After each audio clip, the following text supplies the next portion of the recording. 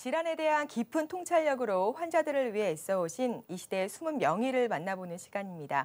오늘 이 시간에는 류마티스 관절염의 오해와 진실에 대해서 알아볼 텐데요. 먼저 오늘의 주인공 화면을 통해 만나보시죠. 첨단 연구와 헌신적 치료로 최상의 의료를 실현하는 이 시대의 숨은 명의를 찾아서 이번 주에는 류마티스 환자들 신체의 고통과 마음의 아픔을 이해하고 가족 같은 세심함으로 힘이 돼주고 있는 이영호 교수를 만나보자.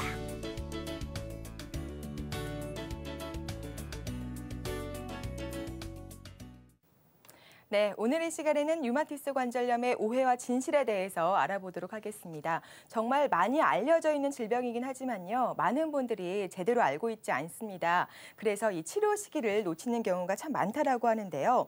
이 질환을 바르게 알리기 위한 다양한 노력을 하고 계시다라고 들었어요. 어떤 노력을 하고 계신가요?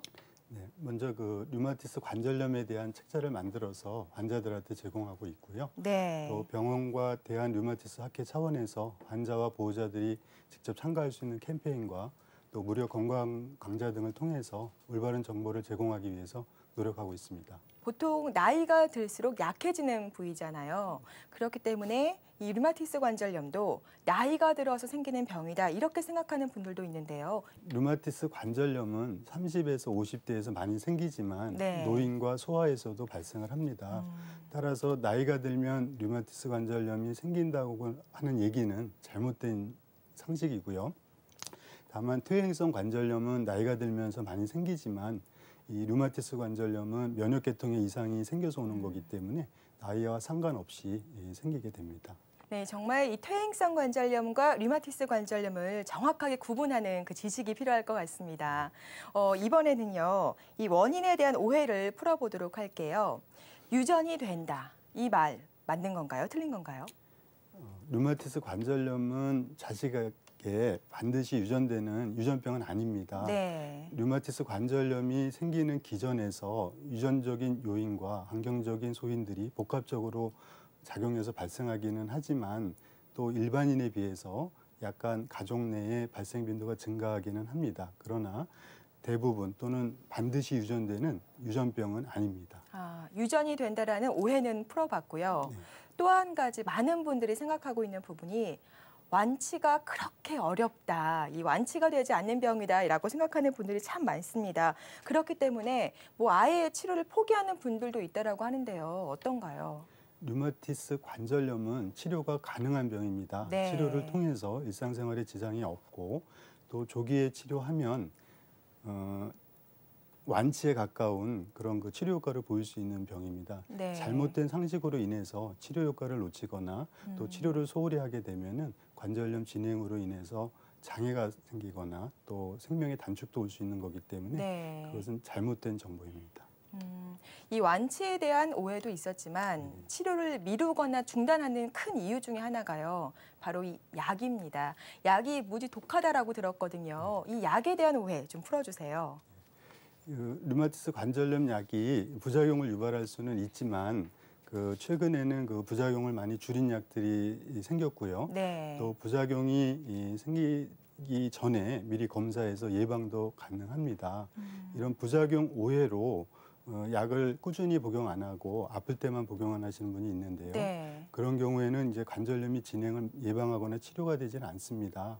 그래서 꾸준히 이 약을 복용함으로써 치료를 하고 또 부작용에 대해서는 검사와 또 진료 등을 통해서 또 예방과 치료가 가능하기 때문에 부작용 때문에 적극적인 치료를 못하는 그런 그 오해는 하지 않는 것이 바람직합니다. 네, 꾸준하게 약을 복용하는 것이 매우 중요합니다. 맞습니다. 알겠습니다.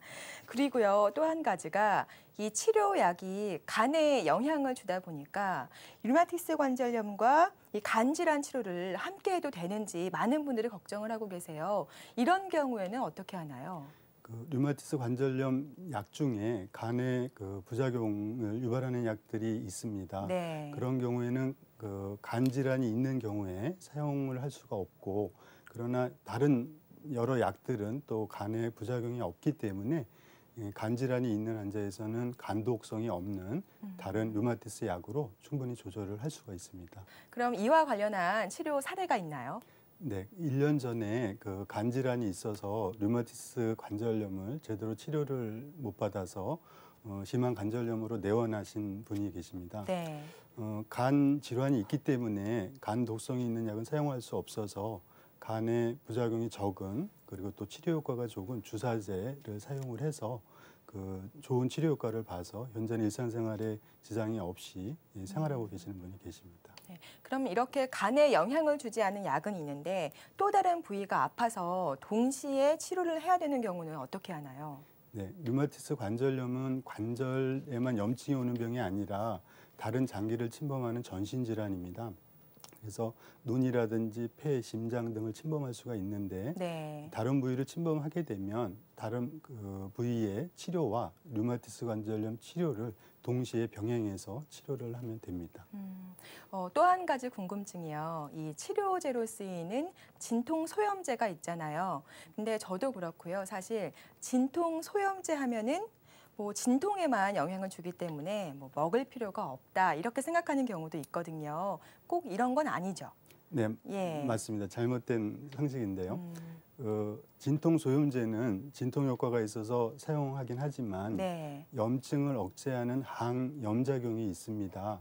류마티스 관절염은 염증과 통증이 문제가 되기 때문에 이 소염 진통제를 통증으로만 사용하지 않고 염증 치료를 위해서 사용하기 때문에 꾸준히 치료를 하는 것이 중요합니다. 네, 이 약에 대한 오해가 확실하게 풀렸습니다. 네, 그리고 또 한 가지가요. 이 관절이 뻣뻣해지고 붓게 되잖아요. 그렇기 때문에 혈액순환 개선제를 드시는 분들이 있거든요. 도움이 되는 방법인가요? 류마티스 관절염 환자 모두에서 혈액순환제가 도움이 되지는 않습니다. 네. 그 류마티스 관절염 환자에서 모두 혈액순환 장애가 오는 것이 아니고요. 일부 혈액순환에 문제가 있는 경우에는 도움이 되지만 대부분의 환자들은 혈액순환에 전혀 문제가 없기 때문에 모든 환자가 이 혈액순환제를 드시는 것은 바람직하지 않습니다. 네, 정말 이 개인의 판단은 절대 해서는 안 되는 것 같습니다. 이 맞습니다. 전문의의 도움을 받아서 꼭 정확한 치료를 해야 되는 것 같아요. 그리고 또 대표적인 오해 중에 하나가요. 이 사실 여성분들에게 많이 발병하는 질병이잖아요. 그렇기 네. 때문에 임신이 문제가 되는 경우가 많습니다. 그래서 이 류마티스 관절염을 앓고 있는 분들은 임신을 하면 안 된다라는 오해가 있는데요. 이거 오해인 거죠? 네, 그 오해입니다. 네. 류마티스 관절염 환자가 임신을 하더라도 류마티스 관절염이 악화되는 경우는 많지 않고요. 또 류마티스 관절염 자체가 임신에 영향을 미치는 경우는 없습니다. 다만 류마티스 관절염 치료약 중에 임신에 영향을 미칠 수 있는 약이 있기 때문에 임신 전에 류마티스 약을 조절해서 임신을 하면 류마티스 관절염 환자를 하더라도 임신과 출산에 지장이 없습니다. 네, 다행입니다. 네, 그리고요, 많은 분들이 이 병의 관리에 대해서 하고 있는 오해가 병원 치료만으로는 부족하다. 그렇기 때문에 건강 보조식품을 먹어야만 한다. 이렇게 얘기하는 분들도 있어요. 도움이 되는 사실인가요? 건강 보조식품이 류마티스 관절염 치료에 효과가 있다는 내용은 아직 검증이 되지 않았습니다. 네. 또한 건강 보조식품을 만드는 과정에서 어떤 불순물들이 첨가로 인해 그 합병증이 생길 가능성도 있습니다. 류마티스 관절염 약을 복용하는 것만으로 류마티스 관절염 치료는 충분합니다.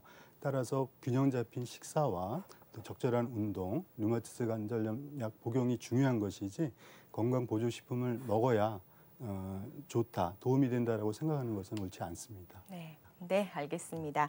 오늘 이렇게 숨은 명의를 찾아서 오늘은 이영호 교수님과 함께했습니다. 오늘 도움 말씀 감사드립니다. 감사합니다. 감사합니다.